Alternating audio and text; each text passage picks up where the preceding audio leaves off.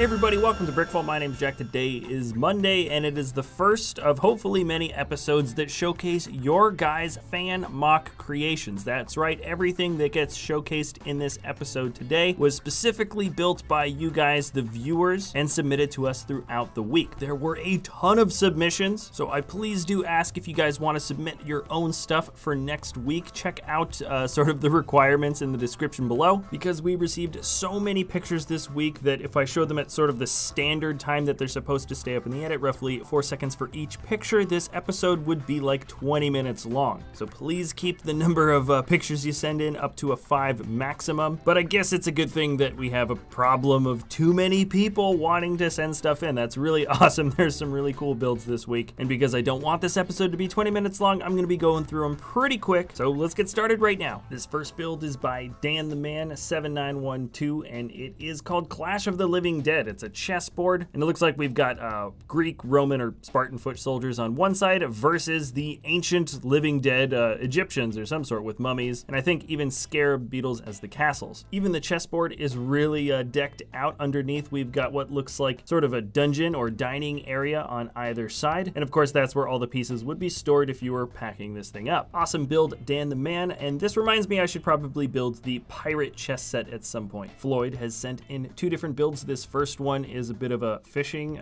shoreline. You should definitely watch out for the sharks, and Floyd's second build is a tank. It looks like it's a bit camouflaged, and it looks like it's been built from a lot of ragtag parts, maybe gone through several repairs in the past. Rogers sent in a build that I like to call a spare parts build, which is basically pieces that you would find in your spare parts cup from building regular Lego sets. This is TinyBot. And then jumping down the list, Lego Masters sent in a pretty interesting build for a steam engine. You can see Thomas's face in the front. It is called Experimental Engine, and all the gears on the outside kind of remind me of the steampunk genre, though the colors don't really match the same, and I'm really curious to know whether or not those gears actually spin when the engine moves along the tracks. John has sent in a wonderfully sleek little build here, loving the color combination. No title, just a sporty looking low riding little car, and the highlights for me are definitely the builds that make up the engine. I like that they're still purple, great pieces there, and we have one heck of a spoiler sticking off the back. Devin has also sent in another small nameless little vehicle, kind of reminds me of something like maybe a small rugged little Batmobile, and I kind of like the bigger dragster wheels in the back. Here is a Brickhead's version of Wolverine, inspired by I think last week's, or maybe the week before last week's, top 10 MOCs video where I featured Wolverine and Cyclops. Lap has done a really good job reconstructing, changing up a few parts where they didn't have the exact pieces needed, and I for one think they've managed to pull off this build pretty darn well. Averill has something that's pretty interesting. It's kind of the cross between a vehicle and a spider web. There's a couple of stud shooters, and it looks like injured Anakin is our pilot. Bam! Moving on to Ceza's build. This is a Rick and Morty mock. Looks like we're inside the garage. Rick seems to be tinkering around with something. Of course he's shooting his portal gun. My personal favorite part of the build is that they've managed to really capture that weird expression that some characters make in the show. Morty's doing it right now. That clip piece is absolutely perfect. And jumping on down to the very next build, this is Minifig Mech. I believe you can find this on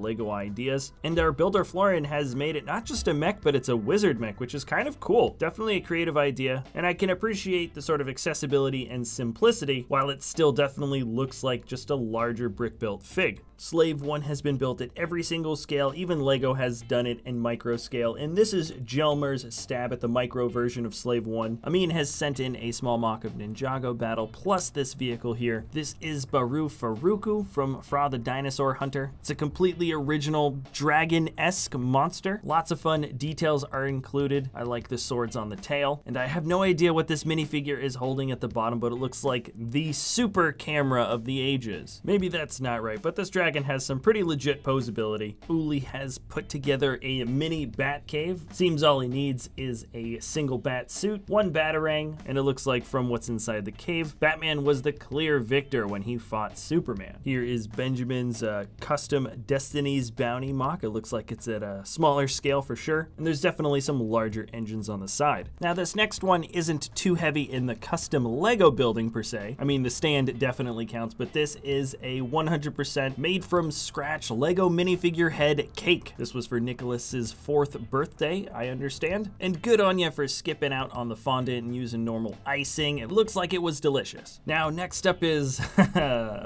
Next up is Jason's Dispensary. This seems to be some place that sells sort of herbal medicine, I would assume. The first floor has some of the herbs and a cash register, while the second floor looks like it sells sweet treats. And let's see, the rooftop seems to have a little bit of a garden. And I couldn't tell you why Alice and the Cheshire Cat happen to be hanging out along the side. Now, this next mock is by Ethan, and you can definitely see the influences of the Falcon. In fact, some of the back of the build might still be pretty darn close to what the original set was, and then the entire front is totally different with the Falcon cockpit right in the center. And this mock definitely gets interesting points for such a strange shape to a ship. Now, Ethan did a custom build based on Nexo Knights. It's a bit of a large armor suit similar to the Ultimate figures, and we also have some kind of four-legged vehicle as well. I like the spread out larger arms in the front, and there's a decent smoothness and style to the build. Man of the Brick has made a mini or micro version of Jakku. This is the battle specifically where the TIE Fighter is chasing after the Millennium Falcon, and I particularly like the little wine glass that's holding up the single red stud, which is the laser firing in midair. Gus has made a Pickle Rick Brickheads fig and sent over the LDD instructions as well. It can be modified, and who knows, it might end up appearing in the studio at some point if I've got time to mess around. Now, this build is pretty incredible. Lewis has put together a 7,000 plus piece Lego Mario. It stands over 2.5 feet tall, and I've heard people say that this blocky style of building is easy to do. I assure you it really isn't, and the dimensions for this character are totally perfect. It really reminds me of just about exactly what the Mario would look like from Mario 64, and I'm not gonna lie, this would also be pretty amazing to have in the studio. Samuel has done a xenomorph here. From my guesstimations, it could be the Queen. This is a scene from the Lego Ninjago movie built by Vision Bricks. It's titled Ninjagi Alley Battle, and it definitely looks like a good backdrop for making a stop motion film. Definitely my favorite part is the screaming chef holding the loaf of bread in the background. HS Gaming sent over a bunch of mocks. The first one is Five Nights at Freddy mock, Fun Time Foxy. Here is some pixel art of Gengar. Now we have an evil Optimus Prime, an actual transforming mock. And the last is a Pokemon Ash Gray Ninja. Quinn did a really cool blaster. This is the EE4 blaster from Battlefront, if you might recognize it. I particularly like the build for the grip and the trigger. Here are a couple of wonderful pictures from Elmo. This is Firefly. And if you're a fan of the more recent version of Sherlock, here we have Sherlock. Fred has a tiny mock of the Salem witches burning, resting on some newspapers. Nexo Motion has created their own TIE Fighter, as well as a X-Wing. Wilf has created an awesome little alien mock. I really like the expression used for Ripley, and it's a great little build for the Xenomorph and the dripping acid blood. Broden has modified the Batmobile. This is from the more recent DC Cinematic Universe. Here's a nice little low-riding bike. I'm sorry I don't know the name of this builder. I can't read Chinese, but it does have a fun little sleek look, and I like the color combination. Digital Sock has two very nice little micro builds, one for the Star Destroyer, another for the Venator. They scale quite differently, even to each other, but I think the right pieces were chosen for the right places. Ramon has made two really cool motorcycle mocks. This one is a bit more modern with a lot of red highlight, and here we've got something that looks a little bit more like a chopper or a hardtail, and there's so much mechanical detailing on the inside, I almost feel like these things could drive on their own. Here is Ari's Heavy Artillery Death Trooper. The armor really has been built up at the top. He's got one big old gun, and I really do like the motion poses that he's managed to capture. Here is a jet mock from Willem from the Netherlands, and it looks incredibly sleek with the very sharp V angle of the wings, and it's completely decked out in terms of landing gear, tons of guns, and a fully fleshed out interior. Very complete mock. I think Adam knew I was gonna like this build. This is Snowball, or Snuffles'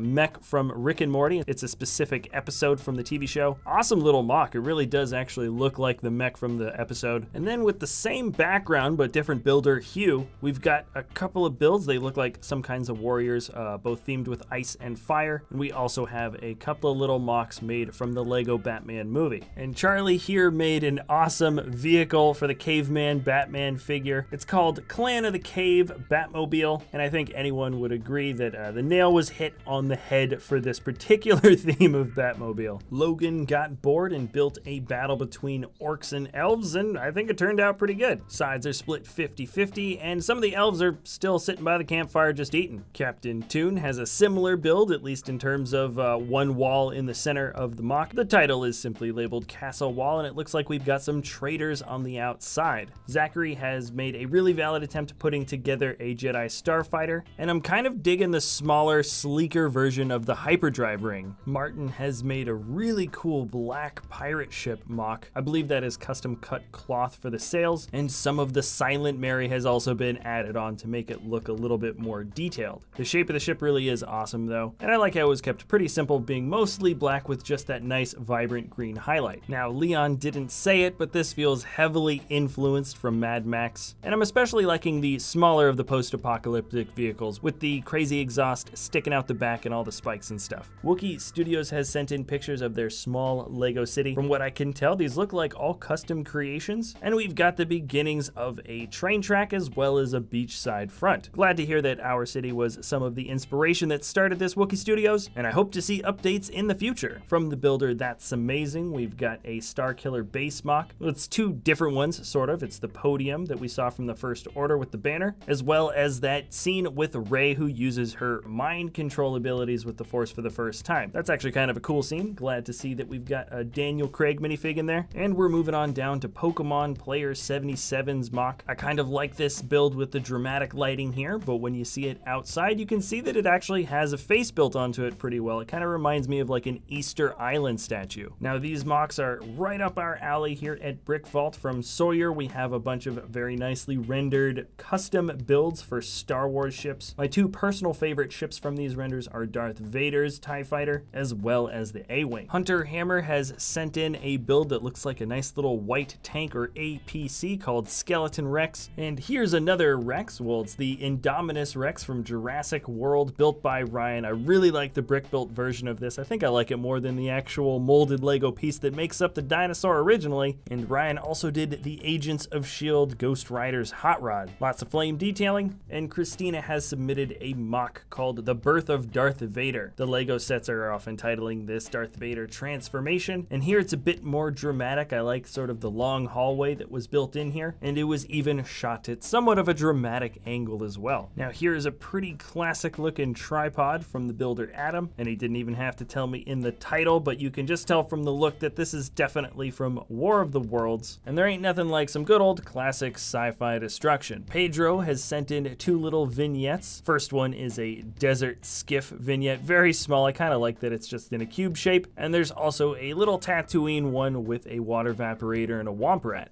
Sticking with Star Wars, change in the builder, TSLF Productions has sent in a couple of MOCs. This one is Mace Windu versus the Emperor, or the Chancellor, I suppose at this moment. Quite an evil face that we have there. And there's also this pretty cool sort of MIDI scale bust of a Death Trooper, and it almost feels like we're looking at sort of a caricature picture or drawing with some overly accentuated features. I like it a lot. Now, I swear I'm just going in order of when I received these pictures in the email, but we've got more Star Wars. The MOC was made by Zavaguba, and if somebody can tell me where they think this might be in the Star Wars universe, that would be greatly appreciated, but I really do like the transition of the different landscapes. It's quite clean, and I think the inclusion of that same blaster from Hoth actually fits pretty well. Now, Jacob has thrown in a pretty legit Optimus Prime. Something tells me that maybe the head isn't totally Lego, but I'm pretty darn sure everything else is, and this guy actually looks pretty darn close to what we would get from sort of the original either animated series or the comics. And guess what? With that, we finally completed all the submissions for this week. There was a ton of really good stuff. And this was actually quite a bit of fun. I hope you guys enjoyed checking out some of these MOCs. I have a feeling some of these pictures and MOC creations may have never been shared in public before until just now. So that's actually kind of cool. Remember, if you guys want to submit your own creations, check out the description below for the proper email and sort of the formatting that helps us here at the studio make it a little bit easier for us. And remember, if you enjoy our content, you can always like or subscribe. And I'm pretty tired now, so thanks a lot for watching, and we'll see you next time at BrickVault.